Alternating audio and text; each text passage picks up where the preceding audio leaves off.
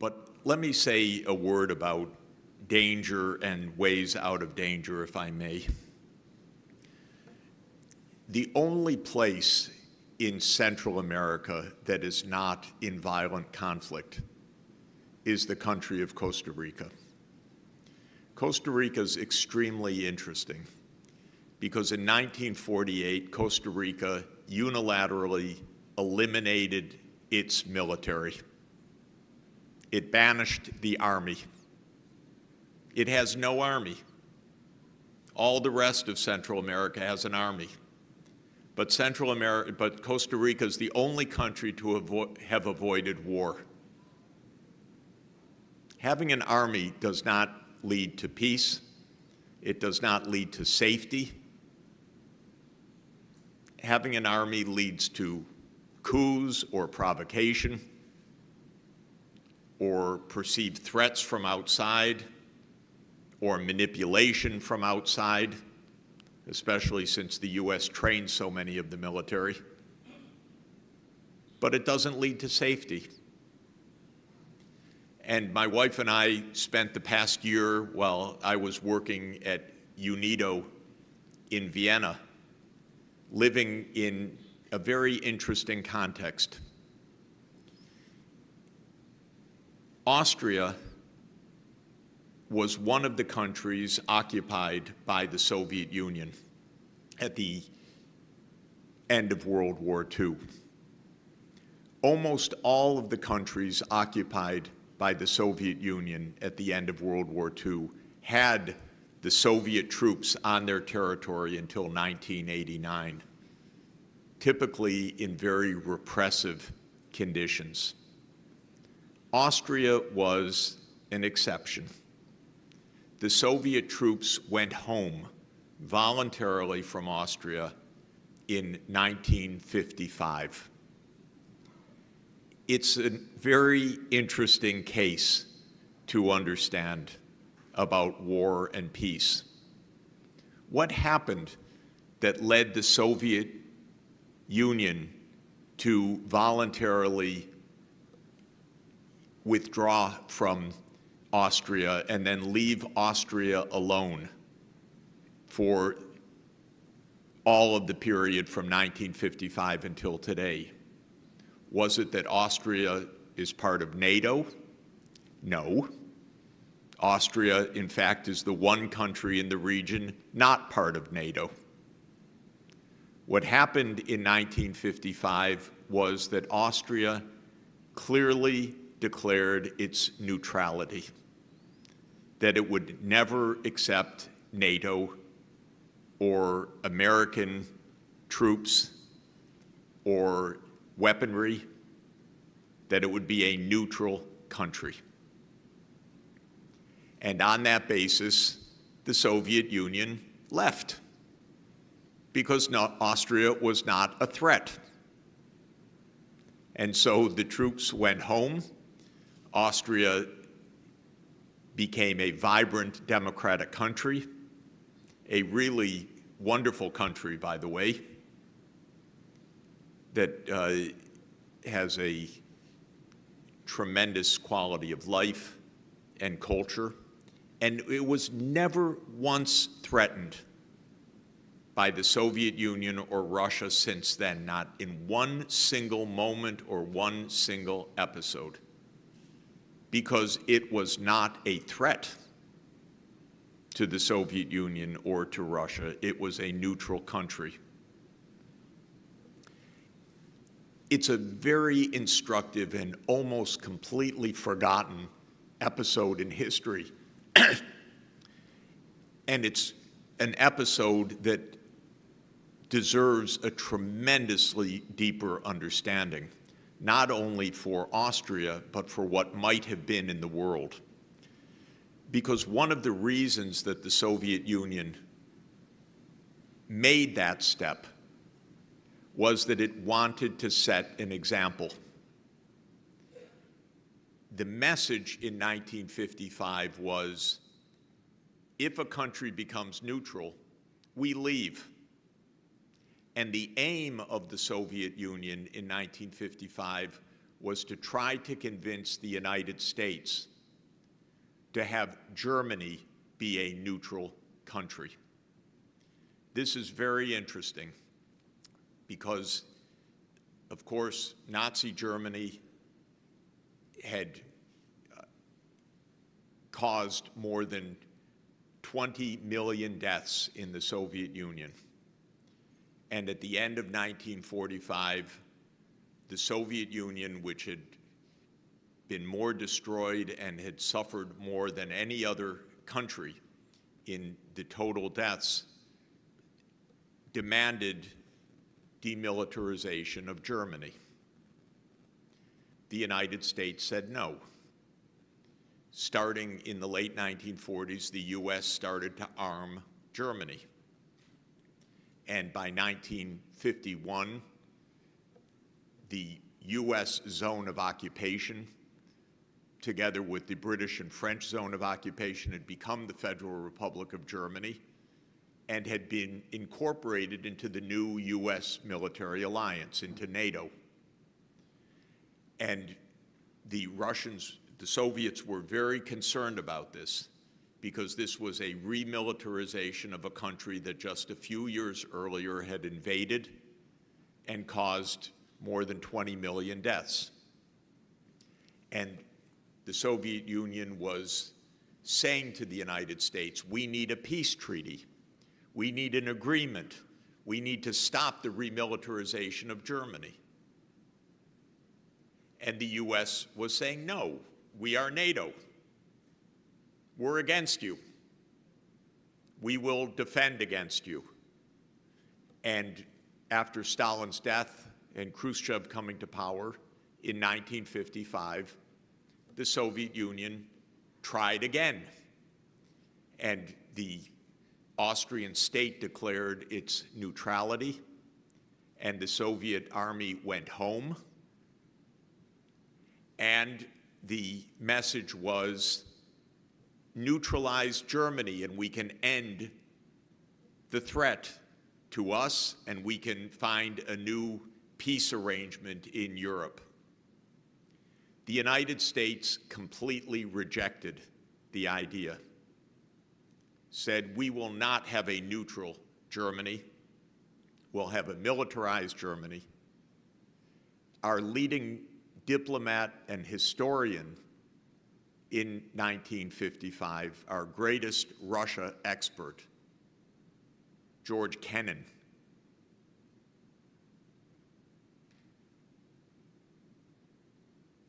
argued vigorously, let us have a neutral Germany.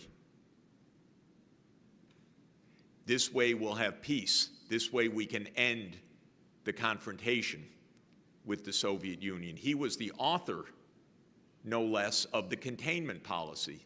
But he said, I don't mean containment to be a new Cold War or hot war. I mean it to be a prudent policy. We should neutralize Germany. And in 1957, he gave the BBC Wreath lectures calling for this, but he wasn't listened to. So we had a Cold War and an arms race and no peace, and nearly blew up the world in 1962, 61 years ago, because of a nuclear confrontation between the United States and the Soviet Union.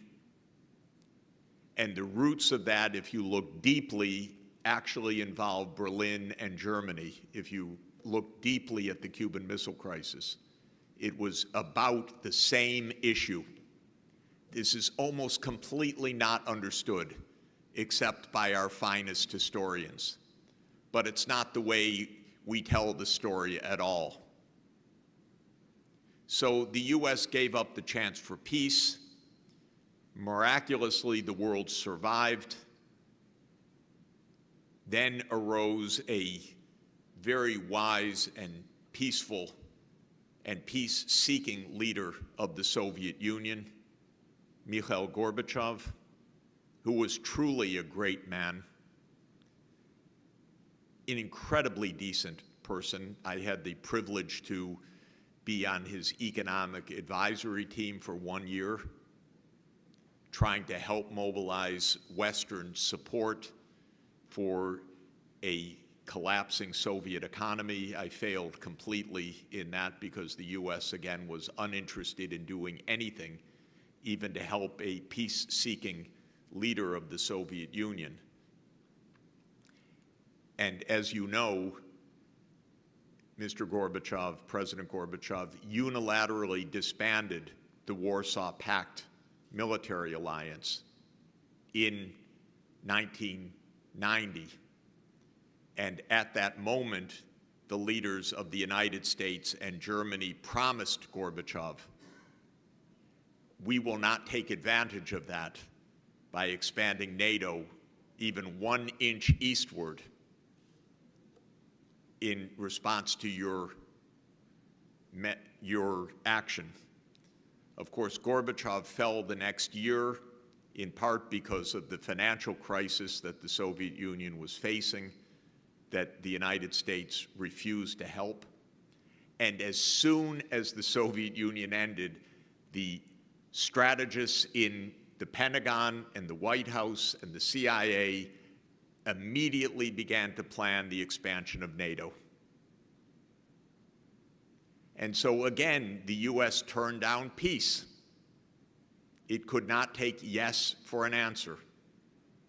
I happen to be rather deeply inside the process in the Soviet then Russian side, because after Mr. Gorbachev fell from power, President Yeltsin asked me to help advise Russia. I said, surely, Mr. President, the United States will understand now to give financial help. Maybe it could not understand with the Soviet Union, but surely with an independent Russia now. And again, the United States absolutely said we're not helping at all. And so just as these two leaders were saying, we want peace, we want normalcy, we want the end of conflict, the United States began planning the unipolar world. Quite literally planning step by step. Even leaders in the Pentagon told one of the generals that I know rather well, Wesley Clark, that now the United States will launch several wars to overthrow Russian allied governments because we now know that Russia can do nothing in response. This is what Clark was told in the early 1990s. And the list included Iraq with Saddam Hussein, Syria with Assad, Libya with Muammar Gaddafi. And those are the wars that came. Those were planned wars. And the NATO enlargement was planned starting in 1992, but really planned in detail by 1997. And Zbigniew Brzezinski, the strategist and advisor to President Carter, wrote an article in 1997 explaining the timeline of NATO enlargement to Ukraine to be between 2005 and 2010. Of course, the Russian leadership said, no, don't do that. That's our red line. Don't cross it. The United States said, we don't hear you. You don't have any say in this. It's literally NATO doctrine, literally. It's enshrined in NATO doctrine that no country outside of NATO has any say in where NATO will enlarge, even if NATO is enlarging to a 2,000-kilometer border of the country. So the United States said, we will enlarge to Ukraine, and Russia, you have no say in it whatsoever. In 2007, President Putin said, don't do this. Do not do this. We're very concerned. We do not want you on our border, the United States. The United States ignored that, and in 2008 committed to NATO enlargement. This is why we have the war in Ukraine. The unrelenting pursuit of power and not listening to anybody else, to any prudent warnings at all. Interestingly, in 2008, the US ambassador to Russia wrote a secret cable back to Washington. That ambassador was William Burns. He's now the CIA director. His secret memo got leaked by WikiLeaks, so we got to read it. Because other than leaks, we don't read anything of what the US government really thinks. Everything is secret.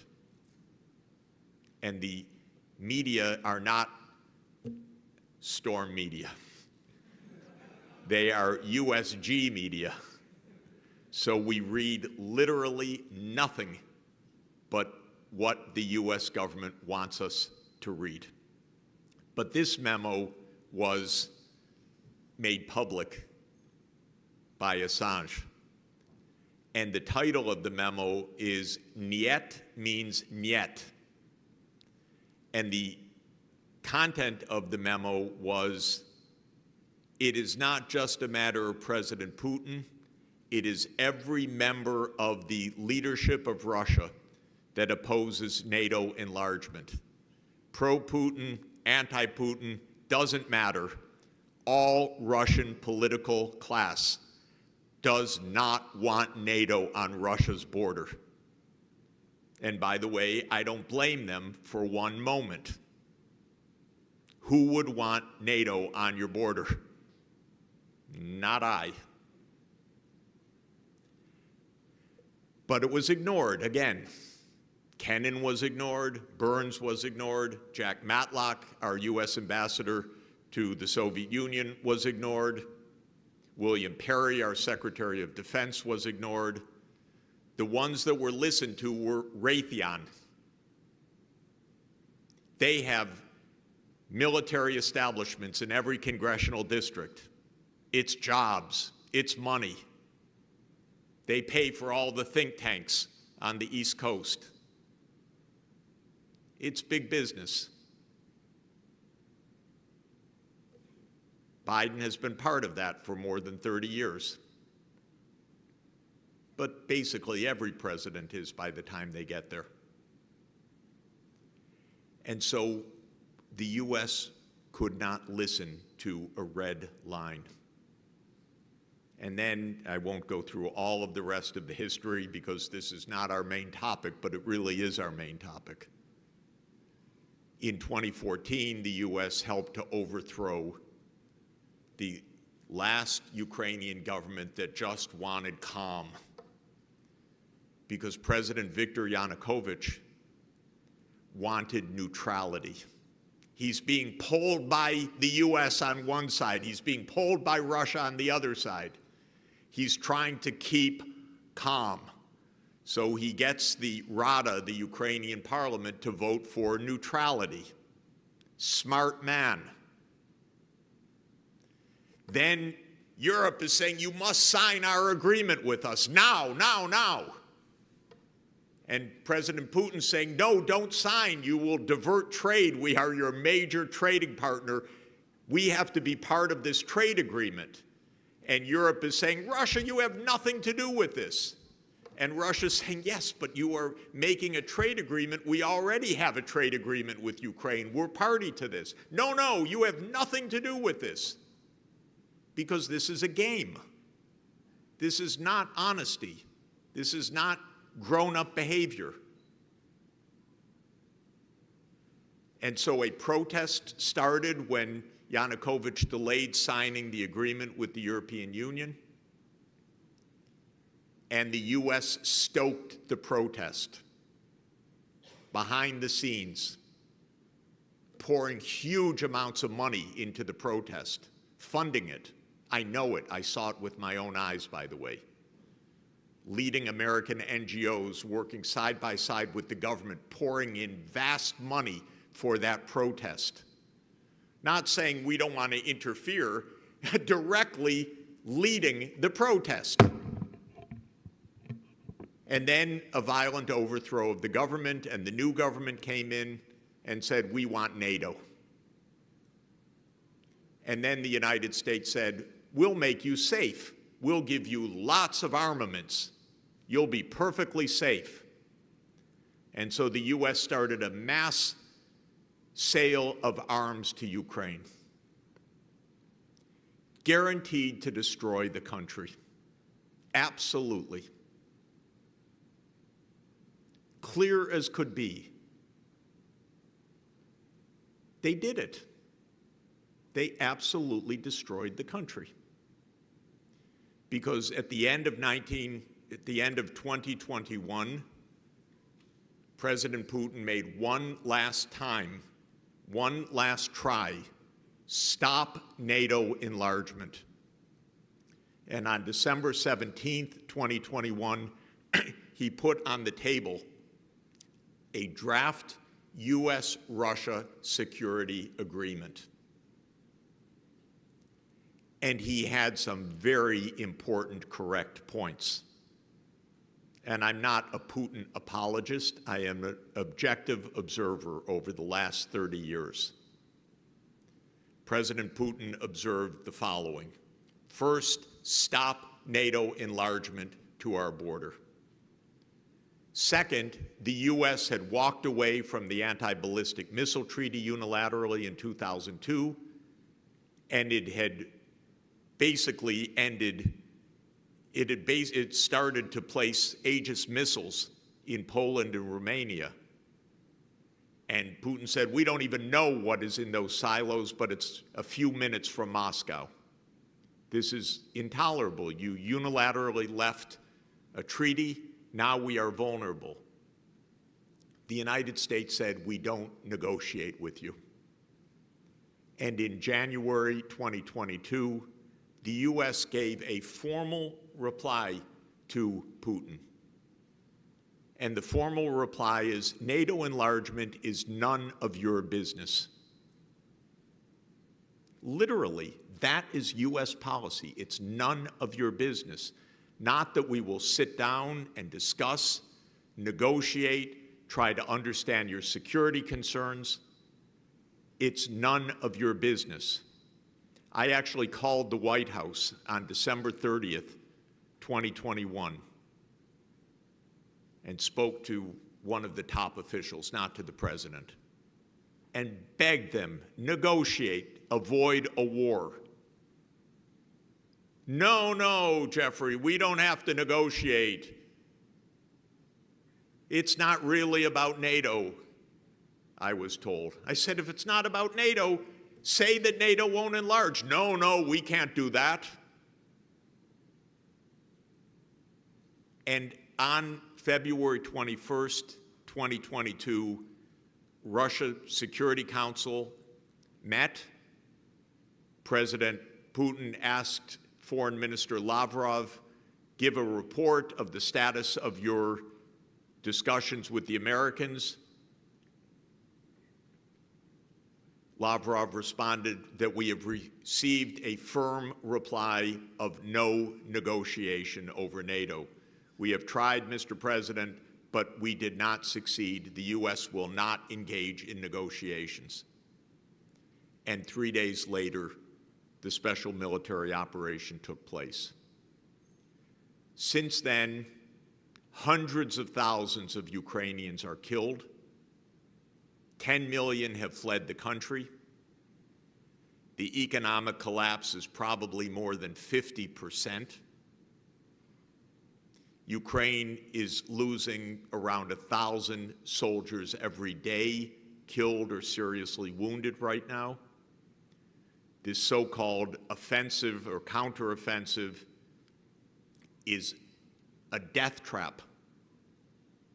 And the U.S. knows it, but we have a presidential election coming up, so we can't quite say it, because that might be embarrassing for the president. And so Ukraine is told, keep throwing your soldiers 1,000 a day to their death or to their permanent disability. And they keep doing it.